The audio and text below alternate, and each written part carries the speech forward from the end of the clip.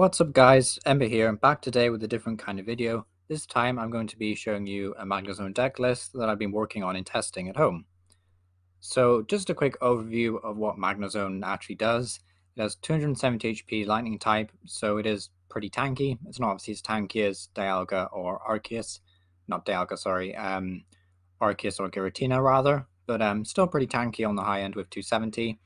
It is weak to fighting, and Urshifu is seeing a little bit of resurgence right now, which has me a bit worried for Magnezone going forward, but overall not the worst weakness in the game to have. Also, being a lightning type means you're hitting big weakness on Palkia and Flying Pikachu, which is pretty strong. You also have a retreat cost of 2, which means that you'll have some synergy with Air Balloon, which we do play in this list. So the main appeal of Magnezone Vstar comes in its attack Magnet Grip, that for a lightning and 2 colorless, which is obviously paid for with double turbo here, deals 180 damage and allows you to search your deck for up to 2 item cards, reveal them, and put them into your hand. So in this list, we're trying to build in a very hyper consistent list whereby you can search for Evolution Incense and Ultra Balls to set up more Magnezones, but you're also searching for disruption like Crushing Hammers and Fan of Waves, for example.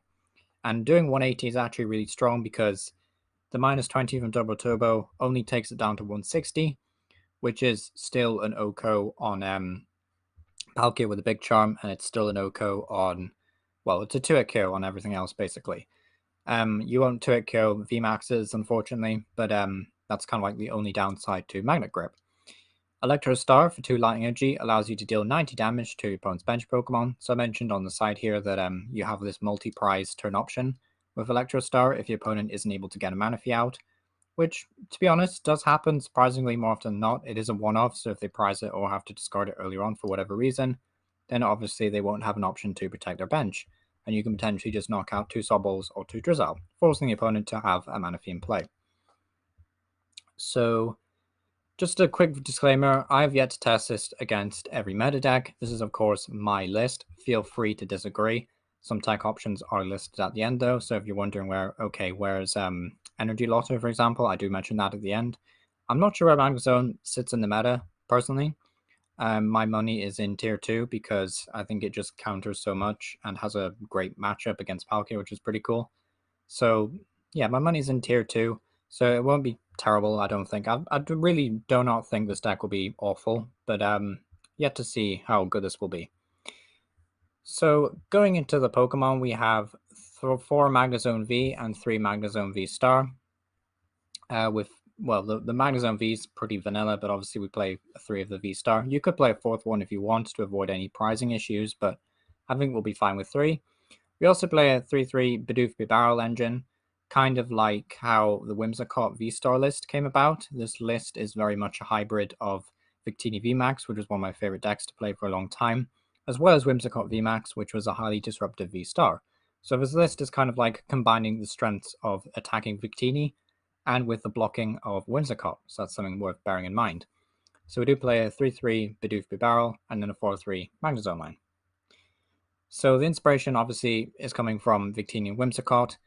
Whimsicott definitely had a more situational meta to work with, but I think Whimsicott is kind of falling off, not only because it only has 250 HP, which is a bit sad, but Tricky Wind, dealing 160 is pretty decent, and your opponent can't play any Tool or Special Energy, which is obviously really strong.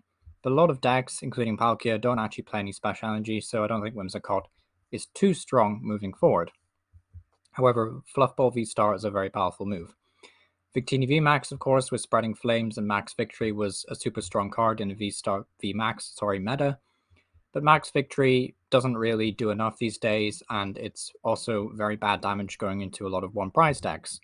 For example, Regigigas, Max Victory will only deal 100 damage, so you're actually 2-hit killing their one prizers, they're 2-hit killing your 3 prizer. Obviously a really bad time, so definitely a plus side with Magnezone is that you OHKO all the one prizers, as well as 2-hit KO everything else.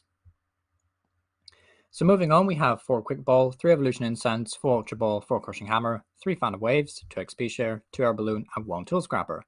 You can mess around with the counts of the search items, I guess. I've personally found out that you need 4 Quick Ball, 3 Evolution Incense minimum. The Ultra Ball is just naturally great synergy with Bibarel because obviously you can thin your hand down and then drop to 5 with it. So I think Ultra Ball is definitely a cool inclusion. 4 Crushing Hammer is just here to slow down the opponent. 3 Fan of Waves at a similar pace. Tool Scrapper's in here because we would like to play Tool Jammer in some games, but unfortunately, Air Balloon is just better, and EXP Share, well, Air Balloon is necessary because we don't actually play Switch in this list, and EXP Share is really important because it actually allows a very awkward attack cost of 1 lightning, 2 colors to be paid for across 2 turns, so we can sort of just search our deck for an EXP Share, slap it on the bench Magnezone, and then when the active one dies, we can move over a Lightning Energy, then play a Draw Supporter and hunt for a Double Turbo, for example. So that's why XP Share is in the list. I also play 2 Professor's Research, 3 copies of Marnie, 2 Avery, 2 Boss's Orders, 1 Rexan, and 4 Path to the Peak. So supporter count is a wee bit thin for this one, but it's kind of necessary, I think, just to make room for more items. You could bump up some copies, but we're not trying to discard too many resources, so we don't want to play Research. Avery is an okay draw supporter, draw 3, and then the opponent is like forced down to 3 benched, which can be very disruptive, obviously good against Palkia. And then 2 Boss's Orders, 3 Marnie, and 1 Rexan.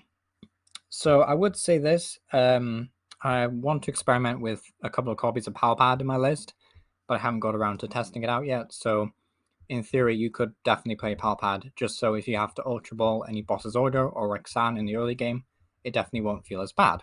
And then 4 Path to the Peak is just to shut off any nasty plays the opponent might have. And most decks, to be fair, aren't running more than 2 or 3 stadiums, so us naturally playing 4 definitely gives us an advantage in the Stadium War. Then we just play 6 Lightning Energy, 4 Double Turbo. So that's it for like the main list, I guess. Just some options to bear in mind with. We do have Palpad, Energy Lotto, Energy Switch, Energy Search in the format, sorry. So I would recommend maybe taking those cards into this list in particular. I think it definitely suits it very well.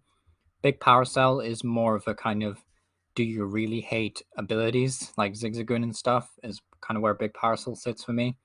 Big Charm could be pretty cool, giving you 300 hit points, and I would definitely incorporate Big Charm if I was going a more high proportion Lucky Ice Pop, maybe even the Kabu Drill Supporter and Sweet Honey. So you could definitely go down that route. There's also an Echoing Horn in here, which would be a good inclusion as well if there was room, just because Echoing Horn, obviously, if you can put a Crobat back onto the bench that they've discarded with Avery, for example, you could then boss it up and knock it out for 2 easy prizes. Then, of course, Speed Lightning Energy is another big one. My only inclusion, my only reasoning, for not playing Speed Lightning Energy is because, truthfully, I don't feel like taking the Auto Loss to Duraludon immediately. I know we only play 6 basic energy, so beating Duraludon is going to be very difficult anyhow. But you could play Speed Lightning Energy if you want to. I would also play Speed Lightning Energy in combination with Energy Lotto, just so you get it in the turns that you need. So thanks for watching. Bit of a different video today. Let me know how you think it went. Would you like to see more of these kind of deck lists in the future where it's something that I've personally made and not just covering someone else's list? But thank you for watching, and I'll hopefully see you all next time.